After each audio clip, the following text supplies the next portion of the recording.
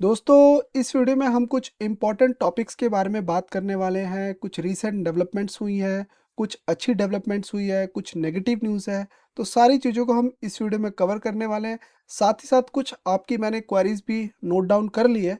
आप लोगों के कुछ क्वेरीज हैं रिलेटेड टू कुछ कंपनीज हैं जिनको मैंने देखा है वो बहुत ही छोटी कंपनीज के बारे में आपने पूछा है, और आपने ये भी पूछा है कि छोटी कंपनीज के बारे में बताएं। तो बहुत सारे ऐसे आपकी क्वेरीज हैं, वो आने वाले दिनों में आपको सारी चीज़ें देखने को मिलने वाली है। बिकॉज़ यहाँ पे मैं पब्लिकली सारी चीज़ें पब्लिक नहीं कर सकता हूँ, वो आपको मेंबरशिप में देखने को मिलेगा। और वेरी सून अभी जो मेंबरशिप का जो बटन है वो अभी डीएक्टिवेट है, वो कुछ टाइम के बाद एक्टिवेट हो जाएगा। तो जब वो एक्टिवेट होगा तो आप वहाँ पे उसको ज्वाइन करके उस तरीके की जो आपकी क्वेरीज है वो वहाँ पे आप देख पाओगे। तो अभी हम लोग बात कर लेते हैं कि रीसेंट डेवलपमेंट कौन कौन से हुई है। यहाँ पे 5 कंपनीज मैंने नोट डाउन किया और उन्हीं के बारे में हम यहाँ पे बात करने वाले हैं। कुछ इंपॉर्टेंट डेवलपमेंट हुई है। तो सबसे पहली डेवलपमेंट के बारे में अगर हम बात करें तो एपीएल अपोलो के जो Q1 के नंबर्स हैं, Q1 का जो वॉल्यूम है वो सामने आया है। और जो एस्टिमेट रखा गया था, कंपनी के जो मैनेजमेंट ने जो एस्टिमेट रखा था उसको ये अचीव नहीं कर पा रही है, टच नहीं कर पा रही है, अपने टारगेट को पूरा अचीव नहीं कर पा रही है। और इसलिए यहाँ पे इन्होंने ये बोला है कि जो इनका फुल ईयर का जो गोल था वो यहाँ पे मिस भी हो सकता है। ऐसा आर्टिकल्स में आपको देखने को मिल जाएगा।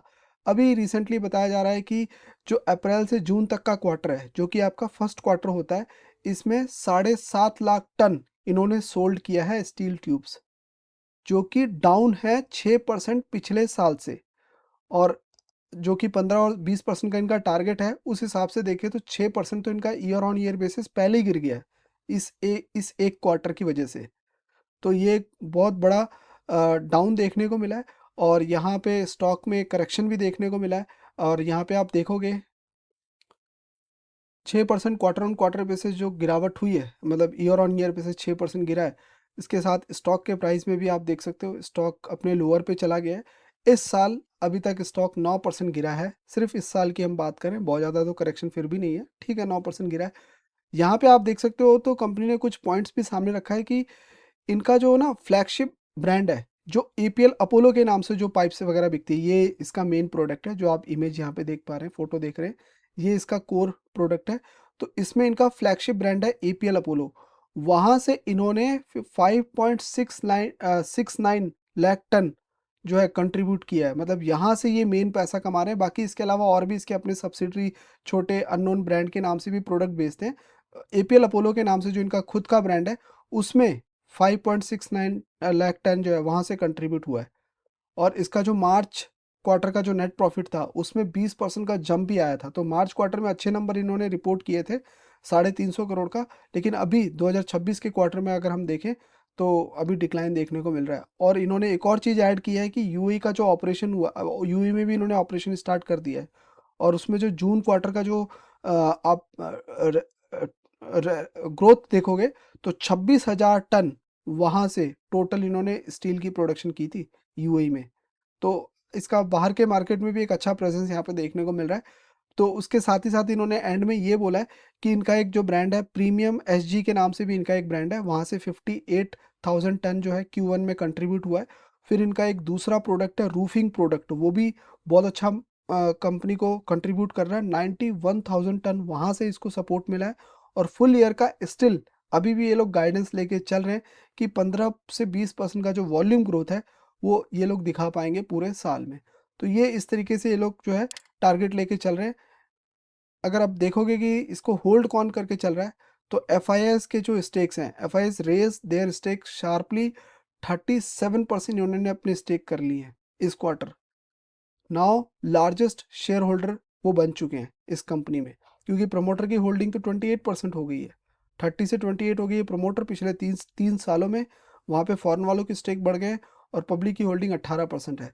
तो एक्चुअल अगर आप डेटा देखोगे तो 28 प्रमोटर है, फॉरेन वाले 37 है, डोमेस्टिक वाले 16 है एंड पब्लिक वाले 18 है। नेक्स्ट अगर हम बात करें तो नेक्स्ट न्यूज़ आ रही है हेक्सा वेयर के बारे में। ये एक आईटी कंपनी है और इन्होंने एक नया एआई टेक प्लेटफॉर्म लॉन्च किया है, जिसको ये बता रहे एआई ऑप्स प्लेटफॉर्म इन्होंने लॉन्च किया है, जिसका नाम है टेंसाई, टेंसाई फॉर रीजनिंग। तो ये इसका नाम है प्लेटफॉर्म का, इन्होंने ये लॉन्च किया है। और इसके बाद से अभी जो भी कंपनी जो है, सो यहाँ पे कुछ इंपॉर्टेंट डेवलपमेंट है, कुछ पैरामीटर है, वो मैं आपके सामने रख देता हूँ। पहला तो ये कंपनी कह रही है कि ये जो एआई एजेंट इन्होंने लॉन्च किया है, अभी जैसा कि पता ही है कि एआई का भी ज़माना है और एआई पे सब कुछ चल रहा है, तो ये आईटी के इश्यूज फिक्स कर सकता है बिफोर दे एस्केलेट। अगर कोई कंपनी एस्केलेट करने जा रहा है, कोई उसको ग्लिच आ रहा है, कोई टेक्निकल प्रॉब्लम आ रहा है, ये एजेंट पहले ही फिक्स कर देगा। ये इस तरीके का है, कुछ इन्होंने बनाया है। इसके अलावा स्टॉक में 7% का जंप देखा गया है लास्ट वेनसडे की अगर हम बात करें। ये बता रहे हैं कि 40% तक जो पोटेंशियल जो टाइम है वो यहाँ पे कट कर सकता है जब ये एआई एजेंट आ जाएगा। जब ये काम करेगा तो 40% तक यहाँ पे टाइम सेविंग हो जाएगा कंपनी का। इसके अलावा स्टॉक अपने हाई पर है, मतलब 550 के आसपास है। मैनुअल वर्क यहाँ पे 45% तक गिर सकता है और जो कॉस्ट है वो भी 10 से 18% यहाँ पे बच सकती है कंपनी की। तो ये बातें इन्होंने सामने रखी है। और जो कंपनी के सीईओ है आर श्री कृष्णा, उन्होंने बोला है कि the platform shift IT support from reactive to self healing. तो अभी जिस तरीके से आईटी सेक्टर में हम देख रहे हैं कि एक डाउनफॉल देखने को मिल रहा है, ये ऐसे अगर ये कंपनीज इस तरीके का एक्शन लेंगी तो वापस ये कंपनी जो है ग्रो कर सकती है, ऐसा ये मान के चल रहे हैं। और उसके अलावा जो है स्टॉक ने 34% का जंप लगाया है पिछले एक मंथ में, लेकिन अभी भी पूरे साल में 27% स्टॉक गिरा हुआ है। और इन्होंने कुछ और भी पॉइंट्स ऐड किया है कि अभी भी जो एआई काम कर रहा है ना, उसको ह्यूमन अभी भी चेक कर रहे हैं। और इनका एक और इन्होंने पॉइंट रखा है कि जो तेंसाई एज एंजेटिक ये जो एआई प्लेटफॉर्म लॉन्च किया है, इसके आगे के और बड़े रोड मैप प्लान हैं, बड़े प्लान और भी हैं।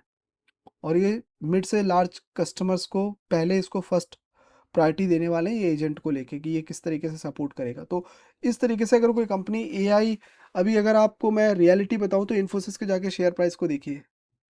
आज से 5 साल वाला बंदा जो है ना, आज वो रो रहा है इन्वेस्टमेंट करने के बाद। तो बेसिकली क्या हो गया है कि कोई कंपनी अगर एआई के ऊपर काम कर रही है, एआई के ऊपर वो, क्योंकि एआई बहुत बड़ा मार्केट है, किस किस तरीके के टेक्निकल सपोर्ट्स होते हैं। अगर एआई कोई आईटी कंपनी अपने बिजनेस में अडॉप्ट करती है तो वो कंपनी ठीक है, अदरवाइज प्रॉब्लम फेस करना ही पड़ेगा, फिर आईटी कंपनीज का ग्रो करना यहाँ पे थोड़ा मुश्किल है। नेक्स्ट अगर हम देखें तो इसको कौन ओन कर रहा है, तो प्रमोटर अगर आप देखोगे, जो कि यहाँ पे सी ए मैग्नम जो है इसको होल्ड करके चल रहे हैं, still control nearly 3/4 of the company, जो कि 74% इसकी टोटल होल्डिंग प्रोमोटर्स के पास देखने को मिल रही है। डीआईएस का जो होल्डिंग है वो लगभग 11% देखने को मिल रही है। 2025 से लेके अभी तक 11% उनकी होल्डिंग है। और फॉरेन वालों की जो होल्डिंग है वो यहाँ पे भाई 10% हो गई है ओवर एट ए लिस्टिंग। मतलब जो उनका जो टाइम था लिस्टिंग के टाइम पे 10% था, आज 8% के आसपास इनकी होल्डिंग आ गई है। तो ये इनका एग्जैक्ट है। 74% प्रोमोटर, फॉरेन वाले 8 हैं, डोमेस्टिक वाले 11% रह गए हैं। तो इस तरीके से शेयर होल्डिंग पैटर्न फिलहाल देखने को मिल रहा है। नेक्स्ट आ रहा है अपडेट रिट्स को लेके। रिट्स आपको याद होगा ये रेलवे के लिए काम करती है, एक रेलवे कंसल्टेंसी कंपनी है, रेलवे के लिए काम करना, रेलवे से ऑर्डर लेना। लेकिन अभी इन्होंने कैंपस के लिए भी ऑर्डर लेना स्टार्ट कर दिया। यहाँ पे इनको कैंपस से रिलेटेड ऑर्डर मिला है। 175 करोड़ का ये ऑर्डर है और इसकी वजह से स्टॉक में एक काफ़ी बड़ा जंप देखने को मिला है। और यहाँ पे आप देख सकते हो ये टोटल 175 करोड़ का ऑर्डर बता रहे हैं। 30 मंथ में इसको कंप्लीट करना है। 30 मंथ मतलब 2 साल से ऊपर हो गया आपका। और जो स्टॉक है यहाँ पे हम देख सकते हैं 9,000 करोड़। अ, ये इसका मार्केट कैप है, 9,400 करोड़ का इसका जो है ऑर्डर बुक देखने को मिल रहा है। और ये ऑर्डर इसको बाबा साहब भीमराव अंबेडकर यूनिवर्सिटी से ऑर्डर मिला है ये कैंपस बनाने के लिए। इसमें ये लोग प्लानिंग करेंगे, डिज़ाइनिंग करेंगे, डेवलपमेंट करेंगे, ऑफ कैंपस का इंफ्रास्ट्रक्चर तैयार करने वाले हैं और उससे रिलेटेड जितने भी वर्क हैं सारा करने वाले हैं। तो यहाँ पे कंपनी कह रही है कि अपना बिजनेस वो बेसिकली डाइवर्सिफाई कर रही है, जो रेलवे में उनकी जो डिपेंडेंसी है उसको थोड़ा डाइवर्सिफाई करने में यहाँ पे लगी हुई है। तो स्टॉक अपने नियर हाई पे चला गया, 236 के आसपास है, जंप लगा है। और Q4 में जो रेवेन्यू आया था उसमें 34% का जंप आया था ईयर ऑन ईयर बेसिस। और बाकी अगर इसके होल्डिंग अगर हम देखें तो गवर्नमेंट इसको ओन कर रही है 72%, पब्लिक के आसपास 15% है, डोमेस्टिक वाले लगभग इसमें 8% है, जो कि 15% थे तो काफ़ी कम हो गए, 8% रह गए। तो प्रोमोटर हैं, फिर इसके बाद फॉरेन वालों तो बहुत ही कम ही है, और डोमेस्टिक वाले 8 हैं। वैसे आपको बता दूं ये एक नवरत्न कंपनी है, तो कुछ इन्वेस्टमेंट के लिए इसको कोई किसी से पूछने की ज़रूरत नहीं है। नेक्स्ट अपडेट है, थोड़ी बैड न्यूज़ है केपीआईटी टेक को लेके भाई स्टॉक बुरी तरीके से नीचे जा रहा है। इतना नीचे चला गया है कि 16% तो अभी गिरा ही गिरा है। और पूरे साल का अगर आप डेटा निकालोगे तो ये स्टॉक पूरे साल में लगभग 55% गिर गया है पूरे साल में।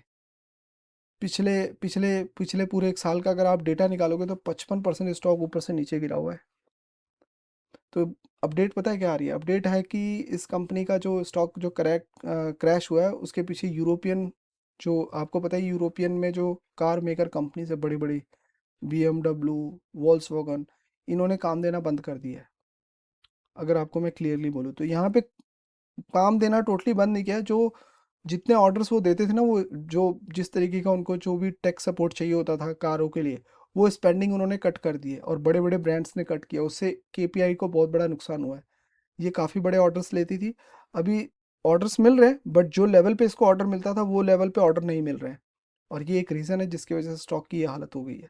यही होता है कि मार्केट में आप किसी चीज़ को लेके गारंटी नहीं कर सकते हो। अभी तक हम लोग पहले देखते थे सुपर कंपनी थी, फंडामेंटल अच्छे थे, लेकिन अभी देखो क्या कैसा ये प्रॉब्लम देखने को मिला है। लेकिन कंपनी ऐसे थोड़ी बैठेगी, कंपनी फिर कुछ करेगी, क्या पता कोई और नए क्लाइंट लेके आ जाए, चाइना के साथ जुड़ जाए। चाइना की गाड़ियाँ भी मार्केट में बड़े बड़े ब्रांड्स को बीट कर रही हैं। BYD आप जाके देखिए, और भी ऐसे उनकी काफ़ी ब्रांड है, जो जटोर भी है उनकी चाइना की। तो वो कंपनी का काम है। बट हाँ, न्यूज़ ये है कि भाई बड़ी कंपनी से गई जिसकी वजह से स्टॉक गिरा, 16% स्टॉक गिरा। स्टॉक 59 560 पे आ चुका है। फ्रेश 52 वीक लो टच कर दिया है इसने अभी। और इसके अलावा JP मॉर्गन ने भी डाउनग्रेड कर दिया है इस कंपनी को। 550 का टारगेट लेके वो चल रहा है। तो क्या लेके चल रहा है? 550 पे तो स्टॉक है ही। और आपको पता है, ये भी एक चीज़ मैं बताना चाहूँगा कि 62 लाख शेयर्स इसमें अभी रिसेंटली बेचे गए। 2.24% स्टॉक 375 के प्राइस पे बेचे गए। और कंपनी ये भी बोल रही है कि जो Q2 का जो नंबर आएगा ना इस आने वाले टाइम पे, वो भी वीक रहने वाला है। और स्टॉक अपने 55% गिरा हुआ है ऊपर से। तो ये सारा इसका नेगेटिव न्यूज़ ही है, कहीं पे भी अच्छा न्यूज़ नहीं देखने को मिल रहा। आगे Q2 तक यही हाल रहने वाला है इस कंपनी का। ये तो कंपनी ने बोला है। और इसको ओन कौन कर रहा है? तो डोमेस्टिक लगभग इसमें 2023 से अगर हम देखें तो DIS ने अपने स्टेक को डबल कर लिया है। 23 से लेके अभी तक DIS इसमें डबल हो गए, 24% हो गए। और 2023 के आसपास 12% थे। FIS की होल्डिंग जो है वो 13 पे आ गई है। पूरे ख़त्म हो गए हैं FIS, धीरे धीरे निकल रहे हैं। फॉरेन वाले भी 39% हो गए। देखिए, ये चीज़ नेगेटिव है तो नेगेटिव है। इसका एक्चुअल डेटा यही है कि 39% प्रमोटर है, फॉरेन वाले 13 रह गए, 24% डोमेस्टिक है और पब्लिक 22% है। तो ये इससे रिलेटेड अपडेट आ रही है, तो उसी तरीके से हमें देखना होगा। नेक्स्ट है डिक्सॉन टेक को लेके। इसको लेके गुड न्यूज़ है, ग्रेट न्यूज़ है। बता रहे हैं कि स्टॉक में जंप भी देखा गया, थोड़ा सा जंप देखा गया, 12,000 पे स्टॉक चला गया। 9,000 पे था, कहाँ पे, अभी धीरे धीरे 12,000 पे आया है स्टॉक। बता रहे हैं कि ये एक और बड़ी डील क्रैक करने वाले हैं। वो डील पता है क्या है? आपको पता है, दुनिया में, इंडिया में ही मैं चलो बात कर लेता हूँ। इंडिया में चाइना के फ़ोन बहुत बिकते हैं। एक Xiaomi ब्रांड बहुत चलता है, वीवो हो गया, ओप्पो हो गया, सैमसंग, एप्पल। तो एक कैटेगरी है ना, वो तो चलो बिकता ही बिकता है। सैमसंग के भी फ़ोन ये वैसे मैं आपको बता दूं वो बनाती है, एप्पल नहीं बनाती है। अभी इनका प्लान है कि जो सस्ते फ़ोन है उसमें वीवो का बहुत बड़ा मार्केट शेयर है, वो बनाने के ऊपर बात चल रहा है। वो तो बिक रहे हैं, बट डिक्सन बोल रही है कि अब वो फ़ोन हम भी बनाएंगे। तो ये जॉइंट वेंचर करने वाली है, और ये है चाइना की कंपनी। और इसके लिए चाइना की कंपनी के लिए अगर आपको काम करना है ना, तो आपको गवर्नमेंट को प्रपोजल भेजना पड़ता है कि भाई हमने चाइना कंपनी के साथ काम करना है। ऑलरेडी ये बोल रहे हैं कि कुछ अप्रूवल हो गए हैं। यहाँ पे आप देख सकते हो, जो प्रपोजल है वो ऑलरेडी जो मिनिस्ट्री है वहाँ से पास हो चुके हैं। एक लास्ट अप्रूवल रह गया है। वो अप्रूवल होते ही टोटल 22 मिलियन फ़ोन्स बनने वाले हैं। और ये फ़ोन टोटल बताया जा रहा है, ऐसा नहीं कि सारे फ़ोन डिक्सन ही बना देगी। जैसे ही होगा तो प्रोडक्शन कहाँ से करेगी? वो धीरे धीरे इसको ग्रो करना पड़ेगा। ये बोल रहे हैं जो चेयरमैन है सुनील वांची कंपनी के, उन्होंने बोला है जस्ट अराउंड द कॉर्नर, मतलब लास्ट स्टेज पे है अप्रूवल के। और इन्होंने ये भी बताया है कि जो इंडिया में जितने भी फ़ोन वीवो के निकलेंगे ना, वो 51-49 स्ट्रक्चर के हिसाब से चलने वाले हैं। तो डिक्सन जो है वो लगभग 2/3 वीवो फ़ोन के वॉल्यूम्स को संभालने वाली है इंडिया के मार्केट में। तो वैसे आपको बता दूं, अगर सिंगली अगर हम देखें, जब ये जॉइंट वेंचर हो जाएगा तो 12 से 15 मिलियन सिर्फ डिक्सॉन प्रोड्यूस करेगी। इसके अलावा बाकी और कोई करेगा। या डायरेक्ट वो चाइना से आएगा, कहाँ से आएगा, वी डोंट नो। और बाकी अगर वीवो की सेल अगर आप देखोगे कि वीवो का मार्केट कितना है, तो 35 मिलियन ये फ़ोन बेचती है इंडिया में सालाना। तो ये अपडेट आ रही है और स्टॉक लगभग अभी आप देखोगे 9,000 लो था, 18,000 इसका हाई था और अभी 12,000 के पास स्टॉक देखने को मिल रहा है। और इसको कौन ओन कर रहा है, तो 34% स्टॉक प्रमोटर के पास था, जो कि अभी 28 रह गया है। डोमेस्टिक वालों की जो होल्डिंग है वो 28% देखने को मिल रही है और पब्लिक की 24% है। तो ये एक्चुअल डेटा है, 28 फॉरेन वाले हैं, फॉरेन वाले प्रमोटर 28 है, आपके फॉरेन वाले 18% है, डोमेस्टिक 28 है और जो पब्लिक है वो 24% यहाँ पे दिखाई दे रहे हैं। तो ये कुछ अपडेट थी जो मैंने आपके सामने रखी। इसी तरीके की अपडेट्स आपको इस चैनल पे देखने को मिलने वाली है। फॉलो कर सकते हैं, सब्सक्राइब कर सकते हैं और वेरी सुन आपको मेंबर्स में जिस टाइप की कंपनीज के बारे में डिटेलिंग आप चाहते हो वो वेरी सुन आपको मेंबर वाले में देखने को मिलने वाली है। मिलते हैं नेक्स्ट वीडियो में, तब तक के लिए बाय बाय, टेक केयर।